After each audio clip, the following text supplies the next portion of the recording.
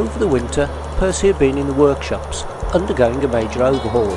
He was now fitted with battery, radio control, smoke and sound.